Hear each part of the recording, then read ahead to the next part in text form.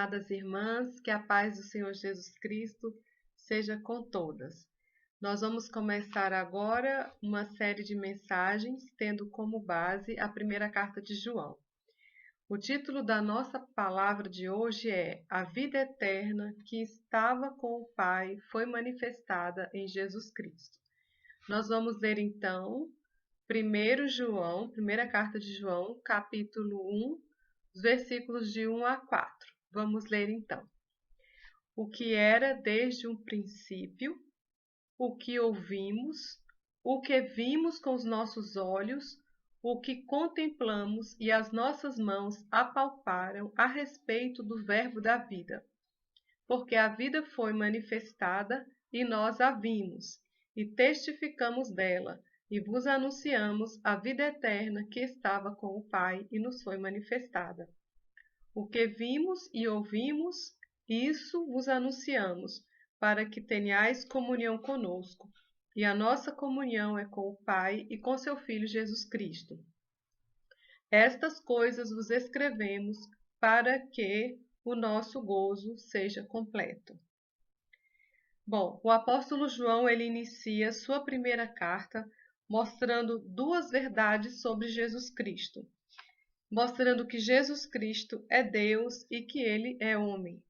100% Deus e 100% homem. Quando ele diz o que era desde o princípio, João estava dizendo que Jesus Cristo já existia antes da criação. Ou seja, Jesus Cristo é Deus. Assim também João começa o seu evangelho, mostrando a divindade de Cristo. No princípio era o Verbo, e o Verbo estava com Deus, e o Verbo era Deus. Ele estava no princípio com Deus. Nós lemos isso no Evangelho de João, capítulo 1, versículos 1 e 2. João mostra agora a humanidade de Cristo usando verbos relacionados aos sentidos humanos. Então, o que ele quis dizer, em outras palavras, seria mais ou menos assim. O que os nossos próprios olhos viram, o que os nossos próprios ouvidos ouviram, o que as nossas próprias mãos apalparam. Com respeito ao quê? Ao verbo da vida, ou à palavra da vida. Isso se refere claramente a Jesus Cristo. Então, João está dizendo que ele foi testemunha da humanidade de Cristo. João não diz simplesmente que eles viram Jesus de Nazaré. João usa sempre o plural aqui, se referindo a ele e àqueles apóstolos que também testemunharam e acompanharam toda a vida de Jesus Cristo. Então, João não diz simplesmente que eles viram Jesus de Nazaré, ele diz que eles viram a palavra da vida, o verbo da vida. Assim, João nos ensina algo mais profundo. Ele nos traz o conceito de vida eterna. Então, ele diz assim, porque a vida foi manifestada, e nós a vimos, e testificamos dela, e vos anunciamos a vida eterna que estava com o Pai e nos foi manifestada. João diz que a vida foi manifestada, foi mostrada. Então, novamente, eles viram essa vida, eles testificaram da vida, eles anunciaram a vida eterna. Mas que vida é essa? A vida eterna que estava com o Pai. Então, a vida eterna que estava com o Pai foi anunciada, foi mostrada, foi tornada pública em Jesus Cristo. E o que isso significa? Primeiramente, nós precisamos entender que a vida eterna, essa vida a que João está se referindo, é a própria vida de Deus. João diz que essa vida eterna estava com o Pai. Então, a vida eterna pertence ao Pai, pertence a Deus. Então, como que nós vamos entender essa vida eterna? Normalmente, quando nós pensamos em vida eterna, a primeira coisa que vem à nossa mente é um conceito relacionado a tempo, de uma vida que não tem fim. Mas será que é somente isso? Quando nada ainda tinha sido criado, nem a terra, nem mesmo os anjos, quando nada existia, o que é que existia eternamente? A Trindade existia eternamente. Deus Pai, Deus Filho e Deus Espírito Santo.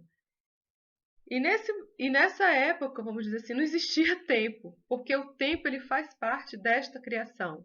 Então, o que existia? A vida de Deus, a vida eterna de Deus. Então, antes de toda a criação, o que existia era a vida de Deus, a vida eterna de Deus. Era isso que existia. E como que era essa vida? Porque é isso que João está tentando nos mostrar, que a vida eterna que estava com o Pai nos foi mostrada em Jesus Cristo. É claro que nós não estávamos lá para saber o que realmente acontecia, mas nós podemos inferir algumas coisas. O que de fato existia era o que podemos chamar de vida, de verdadeira vida, ou vida com V maiúsculo, era a verdadeira vida. Então, o que existia eternamente antes de tudo ter sido criado? Era a verdadeira vida, era a vida de Deus. Porque a vida que nós conhecemos aqui hoje, ela é uma vida, vamos dizer assim, com V minúsculo, ela é distorcida pelo pecado. Mas a verdadeira vida, a vida eterna, que é a vida de Deus, que é a vida que sempre existiu eternamente com Deus, é algo sublime, inefável, indescritível, indizível, inimaginável. Contudo, por aquilo que Deus mesmo se revelou a nós pela sua palavra e finalmente e plenamente na vida de Jesus Cristo, podemos, por exemplo, pensar em algumas coisas relativas a essa vida eterna de Deus, como os atributos de Deus, que são suas características, seu caráter, a sua própria natureza. E podemos também imaginar que essa vida eterna de Deus, essa vida inerente a Ele, que já existia eternamente, é algo maravilhoso, algo aprazível, que traz felicidade, paz, harmonia, santidade, justiça. Nós vemos no Salmo 16, versículo 11, que está escrito assim, o salmista diz assim: far-me-ás ver a vereda da vida. Que vida o salmista aqui, que no caso é Davi, está se referindo? A vida eterna, a verdadeira vida, que é a vida de Deus. E ele continua falando: na tua presença há fartura de alegrias, a tua mão direita há delícias perpetuamente. Então, Davi está dizendo aqui que Deus fará com que ele veja a vereda da vida. E essa vereda da vida, o caminho da vida, foi visto em Jesus Cristo. Da vida de Deus, foi ali mostrada em Jesus Cristo. Então, o Salmo está falando aqui da verdadeira vida, que é a vida de Deus, que é a vida eterna. E Davi diz que na presença de Deus há fartura de alegrias, ou a plenitude de alegrias. Que na presença de Deus há delícias perpetuamente. Aqui temos uma visão, um simples relance do que é a vida eterna de Deus e com Deus. Então, nós podemos dizer assim, de uma maneira simples, que a Trindade, ela vivia, Deus Pai, Deus Filho e Deus Espírito Santo, em pleno amor, em plena harmonia, em plena paz, em delícias eternas, em alegria perfeita, justiça perfeita, santidade perfeita. Essa é a vida de Deus, que foi manifestada, e tudo que disso decorre, essa é a vida de Deus, que foi manifestada em Jesus Cristo. Essa também é chamada de vida eterna. Então, voltando às palavras de João, porque a vida foi manifestada, a verdadeira vida, a vida eterna, a vida de Deus. E nós vimos essa vida e testificamos e anunciamos a vida eterna que estava com o Pai. Então, quando pensarmos, irmãs, em vida eterna, devemos lembrar que não se refere simplesmente a tempo, mas se refere realmente à própria vida de Deus, com os seus atributos, a sua própria natureza e tudo que decorre disso. A eternidade de Deus é um atributo incomunicável, porque só Deus é eterno. Porque eternidade diz respeito a não ter começo e nem ter fim. Nós somos seres criados, nós tivemos um começo. Embora a nossa alma e o nosso espírito não tenham fim, cada ser humano que já passou nesta terra não deixará de existir, mas terá um destino, ou a vida eterna com Deus, na presença de Deus, desfrutando dessas delícias eternas, ou para a morte eterna, sofrimento eterno. O ponto principal aqui dessa mensagem que eu quero transmitir às irmãs é dizer que vida eterna está relacionada a Deus e às suas características, aos seus atributos, ao seu caráter, à sua natureza e tudo que decorre disso. Então, Deus quer nos dar essa vida eterna. Deus não pode nos dar seus atributos incomunicáveis. Os atributos incomunicáveis de Deus são aqueles que são inerentes a Ele e que não podem ser transferidos, como, por exemplo, a sua onisciência, a sua onipotência, Ele ser o Deus Todo-Poderoso, a imutabilidade, a infinitude, a própria eternidade. Mas os seus atributos comunicáveis, sim, pelo seu Espírito Santo, eles são colocados no nosso, são desenvolvidos no nosso coração, como o seu amor, humildade, santidade, paz, alegria, verdade, benignidade, bondade, mansidão. Então, quando nós entendemos realmente que vida eterna não é algo simplesmente ligado a um tempo sem fim, mas principalmente está relacionado à qualidade de vida, à vida de Deus, o nosso entendimento da palavra de Deus, de vários textos da palavra de Deus, se amplia de uma maneira considerável. Vamos ver, por exemplo, na segunda carta de Pedro, no capítulo 1, versículos de 3 e 4. Está escrito assim: visto como pelo seu divino poder nos têm sido doadas todas as coisas concernentes à vida e à piedade, pelo conhecimento completo daquele que nos chamou para a sua própria glória e virtude, pelas quais ele nos tem dado grandíssimas e preciosas promessas, para que por elas fiqueis participantes da natureza divina, havendo escapado da corrupção que pela concupiscência há no mundo. Então, Pedro está dizendo aqui que pelo poder de Deus nos foram doadas todas as coisas que conduzem à vida. Que vida? A vida de Deus, a vida eterna. E que nos conduzem à piedade. O que significa piedade no sentido bíblico? Muitos entendem piedade simplesmente como uma pessoa misericordiosa, e o dicionário traz esse sentido. Mas quando nós lemos a palavra piedade na Bíblia, nós devemos entender como uma pessoa voltada para as coisas de Deus, uma pessoa que é devota, que é dedicada a Deus. E é claro que uma pessoa que é assim, ela é misericordiosa. A raiz dessa palavra é pio, que significa justamente isso, devoto a Deus, às coisas de Deus. Então, piedoso é quem busca viver a vida de Deus, que busca agradar a Deus, cujo coração está voltado para as coisas de Deus. O contrário disso é uma pessoa impiedosa, ou o ímpio é uma pessoa que não se importa com Deus, que vive uma vida buscando a satisfação pessoal.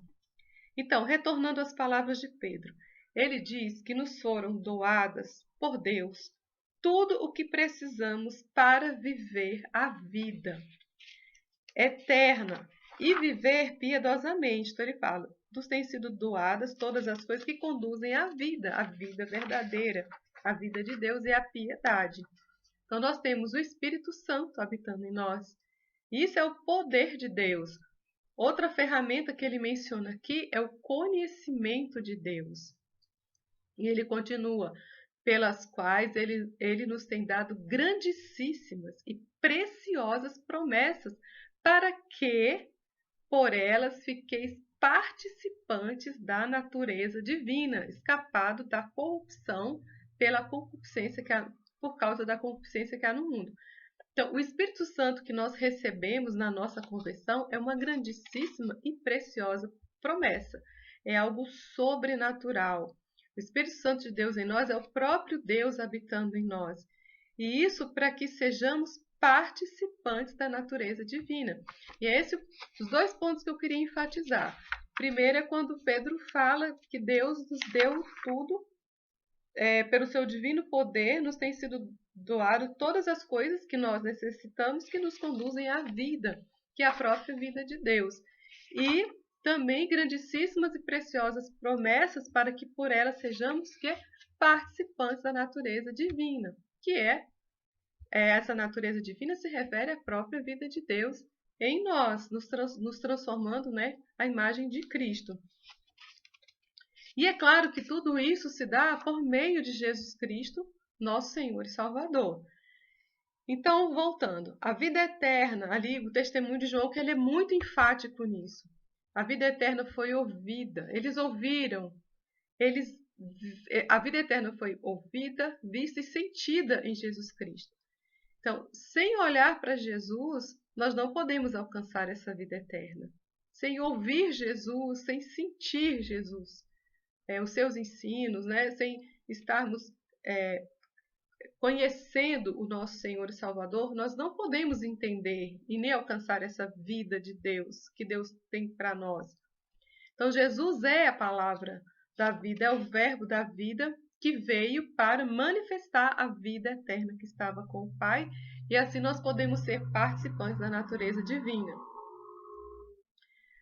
Vamos dar uma olhada agora apenas em alguns exemplos realmente do ensino de Cristo, do caráter de Cristo, da obra de Cristo, para que nós possamos entender um pouco como que João viu e olhou para Jesus e disse: "E nós vimos a vida eterna". Eu gostaria de ler só alguns trechos. Primeiro em João capítulo 8, versículo 12. Jesus fala assim: "Falou-lhes, pois, Jesus outra vez, dizendo: Eu sou a luz do mundo. Quem me segue não andará em trevas, mas terá a luz da vida". Que vida é essa? A vida de Deus, a vida eterna. Jesus aqui ele está declarando a sua natureza divina, dizendo que ele é a luz do mundo. Quando ele diz eu sou, é uma referência à maneira como que Deus se apresentou ali a Moisés. Eu sou o que sou. Quem me segue não andará em trevas, mas terá a luz da vida eterna, da vida que estava com Deus. Uma outra passagem muito linda que nos mostra um pouco da obra de Cristo e do seu caráter e da sua natureza também, é aquela passagem da mulher adúltera, em João capítulo 8. Uma mulher ali foi pega em adultério e os fariseus levaram aquela mulher até o Senhor Jesus e eles falaram assim: Mestre, essa mulher foi apanhada no próprio ato, adulterando, e a lei nos mandou que nós apedrejássemos essa mulher. Tu, pois, que dizes? E ali o Senhor deu uma resposta maravilhosa. Ele disse: aquele que de entre vós está sem pecado, seja o primeiro que atire pedra contra ela. Que sabedoria de Deus ali, o caráter de Deus ali mostrado na vida de Cristo.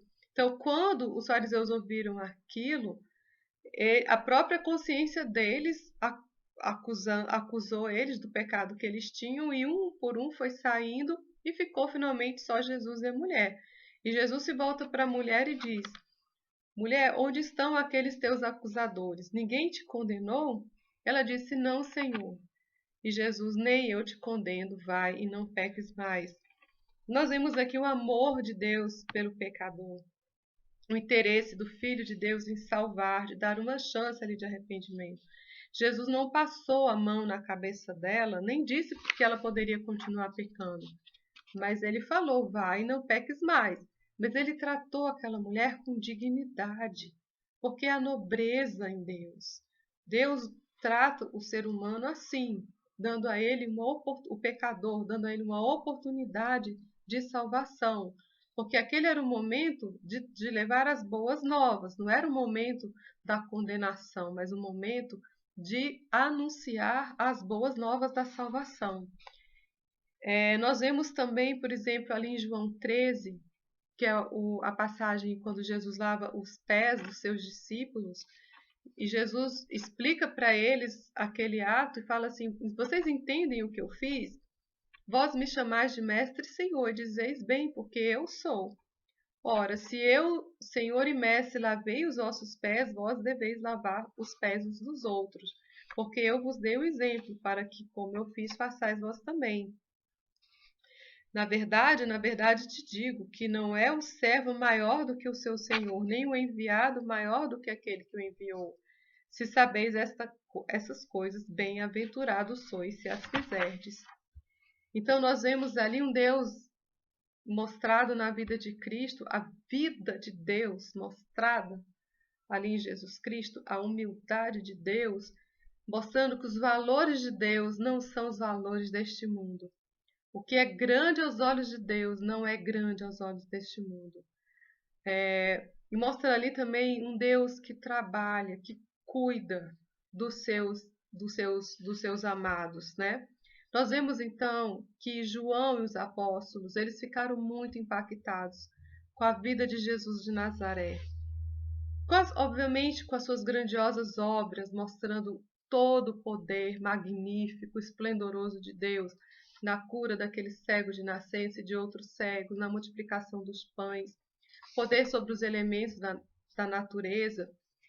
Mas eles também ficaram tremendamente impactados com o caráter de Cristo, com o seu ensino, com a sua natureza, mostrando que aquilo que é grande aos olhos dos homens, que tem valor aos olhos dos homens, não é aquilo que Deus valoriza. Então, eles viram a própria vida de Deus em Jesus Cristo. Então, voltando a ler o texto novamente, com esse olhar, João falando o que era desde o princípio servir a Cristo, o que ouvimos, o que vimos com os nossos olhos, o que contemplamos e as nossas mãos apalparam a respeito do verbo da vida, porque a vida foi manifestada e nós a vimos e testificamos dela, e vos anunciamos a vida eterna que estava com o Pai e nos foi manifestada. O que vimos e ouvimos, isso vos anunciamos, para que tenhais comunhão conosco, e a nossa comunhão é com o Pai e com seu Filho Jesus Cristo. Essas coisas vos escrevemos para que o vosso gozo seja completo. Então, João diz que o que eles viram e ouviram é o que eles anunciaram e do que eles testemunharam. Que objetivo? Para que aqueles irmãos tivessem comunhão com eles. E ele explica, e a nossa comunhão é com o Pai e com Jesus Cristo, seu Filho. Não é uma outra entidade, mas é com o Pai e o Filho. E com o objetivo também de que nós tivéssemos alegria, que aqueles discípulos tivessem alegria plena, completa. Não somente João em relação aos irmãos, mas também os próprios irmãos, era esse o objetivo, tivessem a alegria de ver que eles também são participantes de uma vida verdadeira, a vida eterna, a vida de Deus. Você quer a vida de Deus? Essa vida cheia de alegrias, de delícias inefáveis, indescritíveis, de paz, de amor completo, de santidade, de felicidade. O caminho é Jesus Cristo. Nele nós encontramos a vida eterna. E essa vida, ela vai ser gerada em nós pelo novo nascimento através do Espírito Santo. Nós estamos passando por aflições, passamos neste mundo por aflições, porque nós vivemos neste mundo caído pelo pecado e dominado pelo príncipe das trevas. Mas mesmo estando aqui, nós podemos ser participantes dessa natureza divina. Podemos ter a vida eterna que estava com o Pai. Que a graça e a paz do Senhor Jesus Cristo seja com todos.